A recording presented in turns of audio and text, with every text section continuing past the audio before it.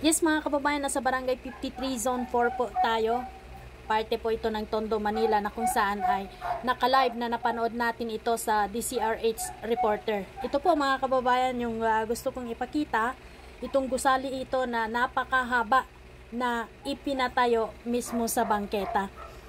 At dito naman po sa ibaba makikita natin yung mga materyales na ginagamit sa pagpapaayos ng gusaling ito. Ayan, napakaraming mga sasakyan ang nakaparking dito, mga kababayan.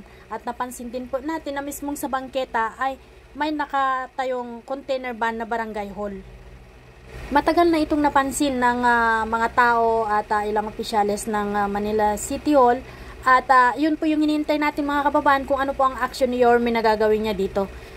May pagka-look alike ng Barangay 313 ito mga kababayan. Ang pinagkaibahan lamang po, ang Barangay 53 ay pahaba, samantalang ang Barangay 313 ay pataas naman hanggang 4th floor. Samantalang ito ay 2 palapag lamang siya. Dati meron daw Child Development Center dito, mga kababayan. Ngunit yung Child Development Center na yon ay hindi na natin nakikita ngayon. So ang nakikita na po natin ngayon ay itong bagong gawa.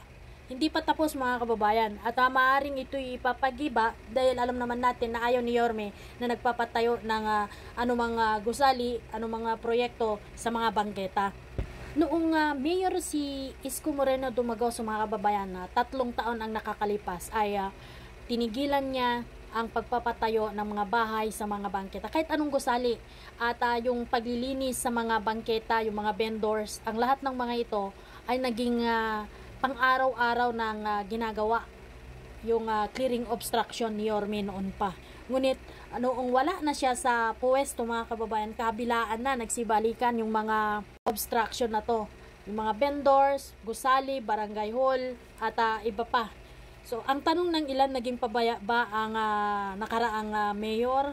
Walang kontrol ba ang mayor? At nagsisiksikan na naman ang mga vendors at kung ano-anong gusali na naipapatayo sa bangketa. So nakita nyo naman mga kababayan, napakahaba. Sa ilalim ay open naman po siya. Maaring ito siguro yung plano ng gumawa ng gusaling ito sa pinakailalim yung daanan ng tao. Ngunit bangketa pa rin mga kababayan. Kaya ito po yung hinihintay po natin na aksyonan ni Yorme. Kung gigibain ba niya ito o makakalusot. Sigurado ito mga kababayan, malaki ang budget na ginamit sa proyektong ito. Hindi natin kasi makita na sa labas yung, di ba, madalas pag may mga proyekto nakikita natin yung signage, kung magkano yung nagastos, kailan inumpisahan at kailan matatapos yung expected date.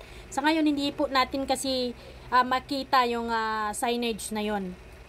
Pasensya na mga kababayan kung hindi siya masyadong clear itong video natin kasi maulan po ngayon.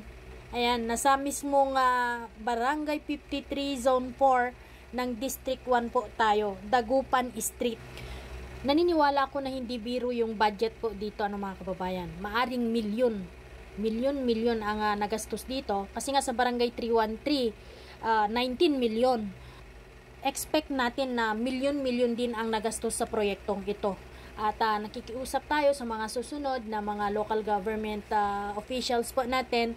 Isipin naman po muna bago magpatayo ng proyekto, lalo na kung ang pagpapatayuan ay mismong sa bangketa. First thing, tama ba ang proseso ng pagpapatayo ng gusali? Katanggap-tanggap ba ito sa mga tao? Katanggap-tanggap ba ito sa mga kasama mong opisyal? Wala bang nilalabag na batas? Para sa ganun mga kababayan ay hindi po maulit ito mga pangyayari na tibagan at walang sisihan na sinasabi natin na merong nangyaring pamumulitika. Dahil sa sitwasyon ngayon, kahit nabalik-rin natin, andun na nakikita natin na yung mga congressman na nakikita natin ngayon na may mga patot sa daan sa ating kasalukuyang mayor, ay nandun po nakikita natin yung paglabag na ipinatayo ang gusali sa bangketa. Hindi naman po lingid sa atin na noong una pa na nag-upo siya bilang mayor ay araw-araw merong clearing operation na isinasagawa ang engineering team. So lahat ng mga vendors na nasa bangketa ay talagang nililinis po yun dahil ang sabi niya, ang bangketa ay para sa tao at ang kalsada ay para sa mga sasakyan. Kaya't mga kababayan, itong mga gusali na ipinatayo sa bangketa ay obstruction. Hindi na ito bago sa atin. Ngayong na siya bilang mayor ulit, hindi na bago sa atin na iyan yung isa sa mga pinakaayaw niya, obstruction. Kaya't nagkakaroon noon ng clearing operation halos araw-araw.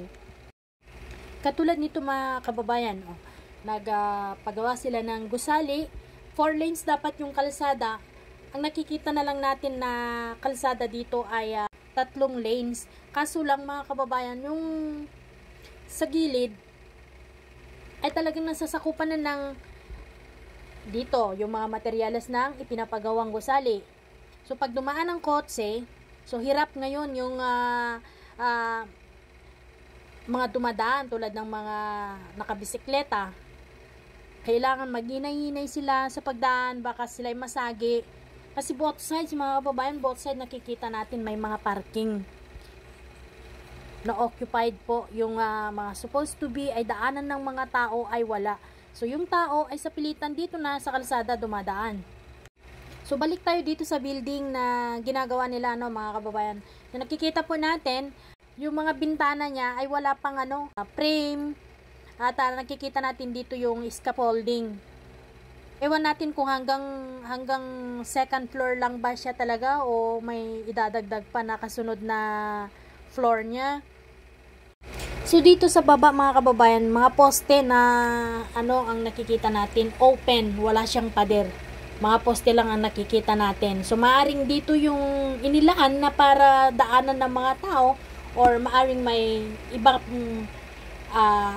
nakalaan para dito. Kaya ginawa siyang open space. Yun lang mga kababayan, nasa mismong bangketa na po siya. At konti ay sinakop na din po yung kalsada. So mga kababayan, ano din po ang inyong opinion sa mga gusaling ito? Dapat bang tibagin? Dahil ito po nakakasagabal sa bangketa, sagabal po sa daanan ng mga tao. Ito po ba ay kaaya-aya? Ano po ang inyong opinion? Please comment down below upang sa ganun mga kababayan ay meron tayong interaction sa bawat isa. At kung may alam pa po kayo na tulad nito ng mga ibang barangay ay pwede din po na paki-comment down below upang mapasyalan po natin at malaman yung sitwasyon ng gusaling iyon o ng barangay na iyon at nang maibahagi din po natin sa mga viewers po natin. Or else, para makita din po ng mga nasa government po natin upang matugunan at maaksyonan po nila yung sitwasyon na nangyayari sa mga bawat sulok ng lungsod ng Maynila. Maraming salamat mga kababayan, mabuhay po kayo at sa muli, babalik po tayo sa mga panibagong update at mga ganap dito sa lungsod ng Maynila.